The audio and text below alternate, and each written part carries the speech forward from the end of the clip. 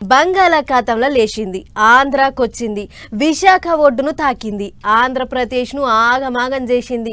ఆ లొక్కల్నే తిప్పల పెడితే ఎట్లా అని అనుకున్నట్టున్నది. ఆడికెంచి రువ్వడి మీద ఊరికొచ్చి తెలంగాణను తడిపింది, పబ్లిక్ను పర్షాన్ చేసింది, పంటలన్నీ వరద పాలు చేసింది వాన.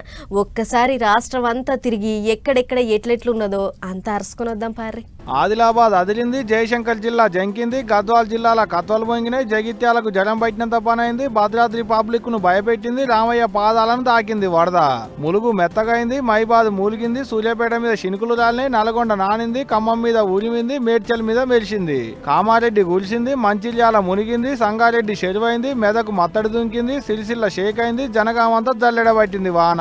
పెద్దపల్లి ముద్దైంది, వనపర్తి వణికింది, నారాయణపేట నానింది, భద్రాద్రిని ఏడిపించింది, కరీంనగర్ మీద కన్నెల చేసింది, వికారాబాద్ మీద ఇసుకబడ్డది, సిద్దిపేటను ముద్ద చేసింది. ఓ ఎంతని చెప్తాం ఎన్నని చెప్తాం, 33 జిల్లాలలో 30 తిప్పలు పెట్టి 33 షర్ల నీళ్లు తాగిస్తున్నాయి వరదలు. సరిసిన సరసడుకు చెరువులు మత్తలు దుంకినాయి, రోడ్లు దేగినాయి, కాలువలు కట్టలు కూలినాయి, బాటలు బంద్ అయినాయి, బండ్లు బాడిగలు ఏడియాన్ని ఆగిపోయినాయి, బజార్లు చెరువులైనాయి, ఇండ్లు మునిగినాయి, సామాన్లు సట్రా సగలం ఖరాబు, వరి చేన్లు నేల కొరిగినాయి, పత్తి చేన్లు పనికి రాకుంటాయినాయి, అరటి తోటలు ఆగమైనాయి, మొక్కజొన్న చేన్లు మళ్ళా మొలకెత్తినాయి. ఇక కళ్ళలలో పోసిన వడ్ల రాసనం ముచ్చటైతే చెప్పేటట్టు లేదు, చూపెట్టేటట్టు లేదు. వానలకు వరదలు వెళ్లితే వరదలకు కొట్టకపోయి షర్ల కలిసింది పండించిన పంట అంతా.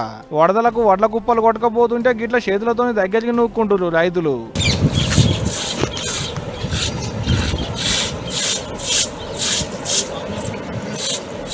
సిద్ధమైన వారికే అకస్మాత్తుగా బాగా వచ్చింది, ఏం చేస్తారు మరి? ఆంధ్రాలో లేచిన తుఫాను ఇటు జ్వరబడి ఇంత ఆగం చేయబట్టే. ఈ వానలు చల్లకుండా ఏం వానలో ఏం పాడో కానీ వానలు చేయంగా రైతులాగం చేసిన లెక్కల కష్టం వరద పాలు. చూడాలి మరి సర్కారు ఏమన్నా సాయం చేస్తారో లేదో అనేది. కానీ ఈ వానలు చేయంగా రాష్ట్రం అంతా ఆగం చందనం అయిందబ్బా.